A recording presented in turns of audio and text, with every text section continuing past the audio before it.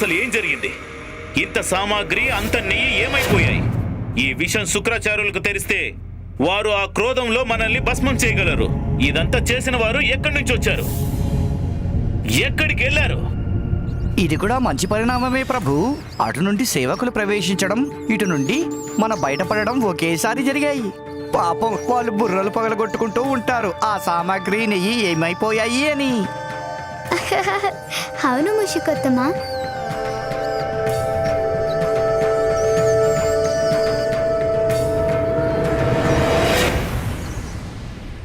ఇప్పుడు మనం ఏం చేయాలంటే ఈ అసురులు చేస్తున్న దుర్మార్గానికి మరికొన్ని ఆటంకాలు కల్పిద్దాం. అయితే సరే, కల్పించేద్దాం ప్రభు.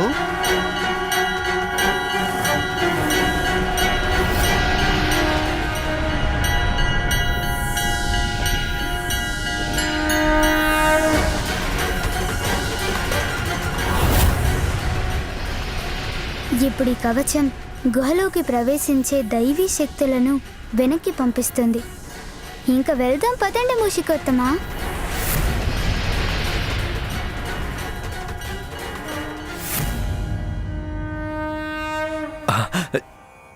చూస్తుంటే మన ప్రథమ పూజ్యుడు గణేశుడు తన ప్రయత్నంలో సఫలమయ్యారు. మన తేజస్సు తిరిగి వస్తుంది. అవును దేవేంద్ర.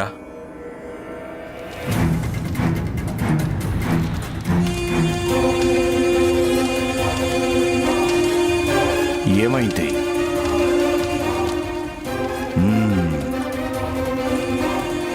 పంచభూతాల ప్రభావం ఆగిపోయిందన్నమాట. చూస్తుంటే ఎవరో నా కార్యంలో విఘ్నాలు కలిగించడానికి ప్రయత్నం చేస్తున్నట్లున్నారు. లేకపోతే నా కార్యంలో వేగం ఎందుకు తగ్గిపోతుంది?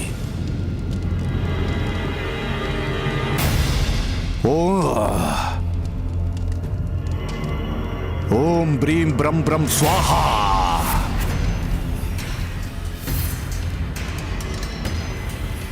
లేదు, హవన సామాగ్రి లేకుండా పోయే అవకాశం ఎంత మాత్రం లేదు.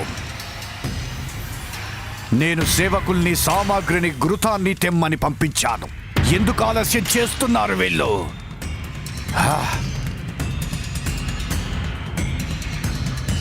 ఇంతవరకు వీరి కాలం స్తంభించింది. ఇప్పుడు నేను యథాస్థానంలోకి ప్రవేశిస్తాను. వీరిని యథాప్రకారంగా మారుస్తాను. ఏమైంది? తమరెందుకు ఆగిపోయారు? లడ్డూ పెట్టకుండా ఎలా తింటాను? ఇదిగో మహాదేవపుత్ర, దీనిని తమరి తొండానికి సమర్పించుకుంటాను.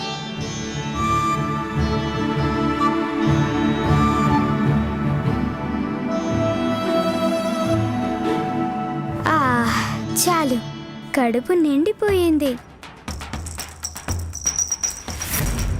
ఏమైంది ప్రభు? మేము ఇంకా లడ్డూలు సమర్పించిన లేదే. ఒక్క లడ్డూకే తమరి కడుపు నిండిపోయిందా? నేను ఇంతవరకు ఎంత నెయ్యి తిన్నాననేది మీకు తెలియదు. తెలిస్తే మీ గుండె ఆగిపోతుంది. ఆగండి, మీరిద్దరూ ఏమాత్రం చిన్నబుచ్చుకోకండి. మీ అన్నగారు తారకాక్షుడు పెట్టిన లడ్డూలో అందరి భక్తి శ్రద్ధలు ఉండటం వల్ల ఒక్క లడ్డూతోనే నా కడుపు నిండిపోయింది. ఇంకా మిగిలిన లడ్డూలన్నీ త్రిపురాల్లో మహాదేవుడి పుత్రుడి ప్రసాదంగా పంచిపెట్టండి. తమరి ఆజ్ఞ మహాదేవపుత్ర. నాకింకా సెలవిప్పించండి. అంత తొందరెందుకు గణేష? తమరిని సేవించుకునేందుకు మాకు అవకాశం ఇప్పించండి. ఆ అవకాశం త్వరలోనే రాబోతుంది మీకు. ఈలోగా వీలైనంత తొందరగా నేను మా తండ్రి గారికి శ్రద్ధాభక్తుల విషయంలో మీకు సాటి లేదని. తమరికి నేను ఎంతగానో రుణపడి ఉంటాను. తమరి ద్వారా మా ప్రార్థనలు మా మహాదేవునికి చేరుకుంటాయి కదా. రండి.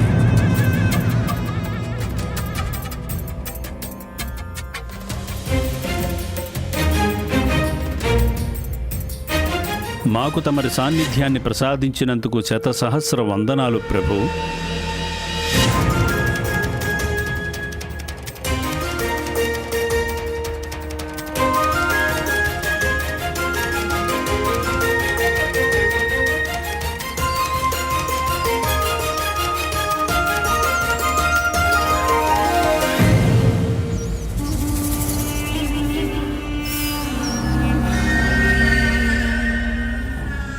మహాదేవపుత్రుడు ఇంత హఠాత్తుగా రావడం, అంతే హఠాత్తుగా తిరిగి వెళ్ళడం అంటే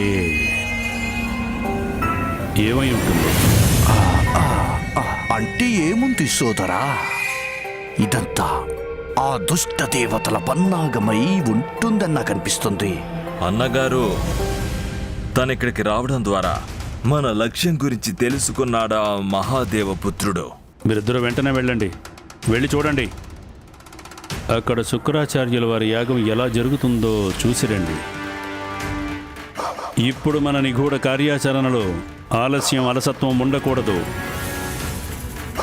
ఈ దశకు చేరడానికి ఎన్నో కష్టాలు అనుభవించాం మనం, అవన్నీ వృధా కాకూడదు.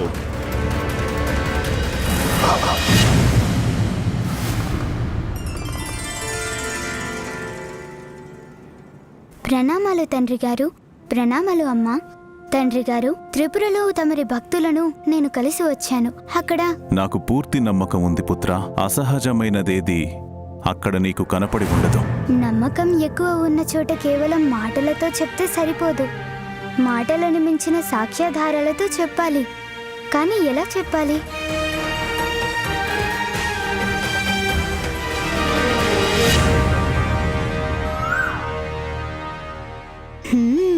లభించింది యుక్తి.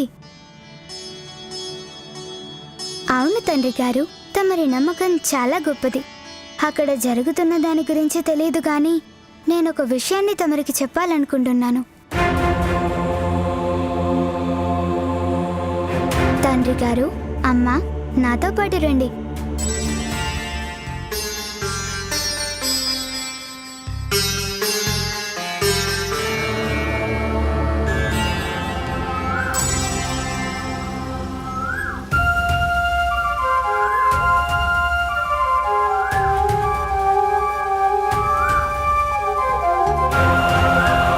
అమ్మా, మీరే చూడండి.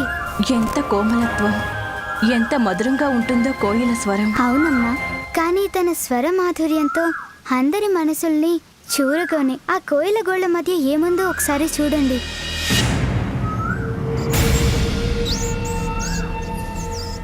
ఒక్కోసారి కోమలత్వం వెనుక క్రూరత్వాన్ని దాచుకునేవారు వారి ముఖాలను పవిత్రత మరియు ధార్మికతలనే తొడుగులో దాచుకుంటారు.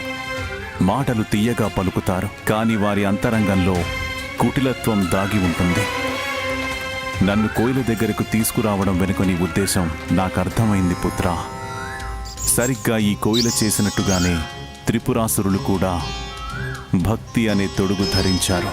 అవును తండ్రి గారు, త్రిపురాసురులు తమ భక్తులనే మాట నిజమే, కానీ ఆ భక్తి వెనుక దైవం పట్ల అంకిత భావం లేదు. తండ్రి గారు, వారు రాత్రి పగలు తమరిని పూజిస్తూనే ఉంటారు. తమరు వరం ఇవ్వలేదని బ్రహ్మదేవుడికి తపస్సు చేసి ప్రసన్నం చేసుకుని వారి నుండి త్రిపురలను వరంగా పొందారు. అందులోకి దేవతలు కూడా ప్రవేశించలేరు. దానిని అడ్డు పెట్టుకుని పంచభూతాలు త్రిగుణాంశాలతో ఒక అపారజిత సైన్యాన్ని రూపొందించుకుంటున్నారు. వారిని అంతం చేయాలంటే జరగాల్సింది కేవలం త్రిపురాల వినాశనం మాత్రమే. గణేశుడు నిజమే చెప్తున్నాడు. అవునమ్మా, గురువు శుక్రాచార్యుల వారి మార్గదర్శకత్వంలో వారు ముల్లోకాలపై అసురుల ఆధిపత్యాన్ని స్థాపించడం కోసమే కుట్ర పన్నుతున్నారు. మనం ముందు జాగ్రత్తలు తీసుకొని అసుర సైన్యం సిద్ధమయ్యే లోపుగానే తమరు ఆ త్రిపురాసురులను అంతం చేయక తప్పదు తండ్రి గారు.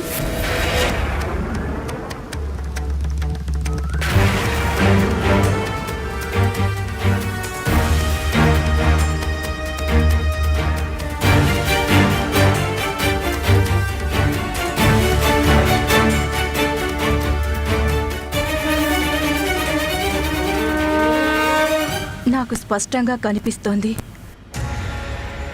త్రిపురను నాశనం చేయడానికి అనివార్యమైన పరిస్థితులు ఇప్పుడిక్కడ ఉత్పన్నమవుతున్నాయి. స్వామి,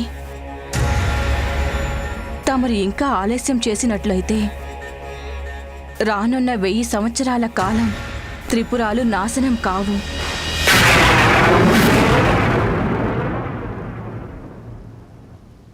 వెయ్యి సంవత్సరాల దాకా అసంభవమా? ఎందుకమ్మా? పుత్ర, బ్రహ్మదేవుడు త్రిపురాసురులకు వరాన్ని ప్రసాదించినప్పుడు వారు బ్రహ్మదేవుణ్ణి మరొకటి కూడా అడిగారు. ప్రభు, మా సోదరుల కోరిక మేరకు మాకు త్రిపురాలనిచ్చే వరాన్ని ప్రసాదించి తమరు మమ్మల్ని కృతార్థులను చేశారు. అయినా నాకు పూర్తిగా సంతృప్తి కలగలేదు. నాకు ఇప్పటికీ కూడా ఒక కోరిక మిగిలే ఉంది. దాన్ని కూడా నెరవేర్చండి బ్రహ్మదేవా. చెప్పు భక్త కమలాక్ష, నీకేం కావాలో కోరుకో. ప్రభు, మా సోదరుడి కోరిక మేరకు మహాదేవుడు మాత్రమే త్రిపురాలను నాశనం చేయగలరు. అయినప్పటికీ ప్రభు, 1000 సంవత్సరాలకు ఒకసారి మాత్రమే ప్రభు మా 3 లోకాలు ఒకే ఒక్క రేఖపైకి రావాలి ప్రభు.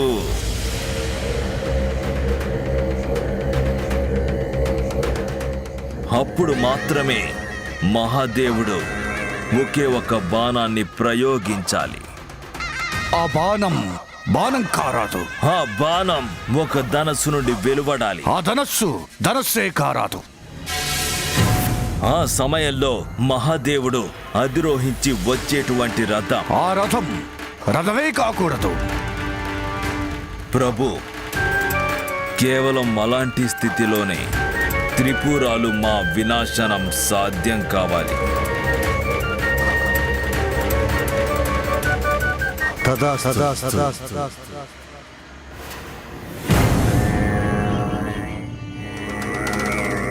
ప్రభు, కేవలం అలాంటి స్థితిలోనే త్రిపురాలు మా వినాశనం సాధ్యం కావాలి. సదా సదా సదా సదా.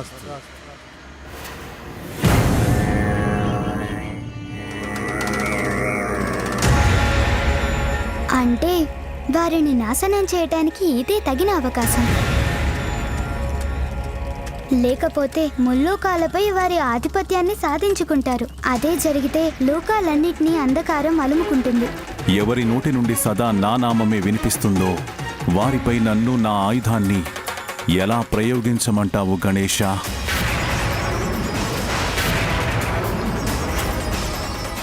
కానీ ఆ భక్తులే కదా సకల చరాచర సృష్టికి అరిష్టంగా మారబోతున్నారు తండ్రి గారు. తమరి పట్ల వారి భక్తి పెద్ద కవచంగా మారి వారిని రక్షిస్తోంది. కానీ భక్తి అనే ఆ కవచం అంత బలమైందేమీ కాదు తండ్రి గారు. పుత్ర, నువ్వు ఏ ఉపాయం ఆలోచించినా వెంటనే అమలు చెయ్యాలి. ఎందుకంటే త్రిపురాలు 3 ఒకే సరళ రేఖపైకి త్వరలోనే రానున్నాయి. అవి ఎంత త్వరగా ఒక రేఖపైకి వస్తాయో అంతే త్వరగా ఆ రేఖను దాటిపోతాయి కూడా. ఇప్పుడు నీకు కొన్ని జాముల సమయం మాత్రమే ఉంది. నాకు తెలుసమ్మా, సమయం తక్కువని. ధర్మపరాయణులకు విఘ్నహరుడైనట్లు అధర్మపరులకు, పాపాత్ములకు విఘ్నకరుణ్ణి కూడా. ఎలాంటి అనర్థం జరగనివ్వను అమ్మా. కానీ అందుకుగాను నేను మా అమ్మగారి సహాయం తీసుకోక తప్పదు.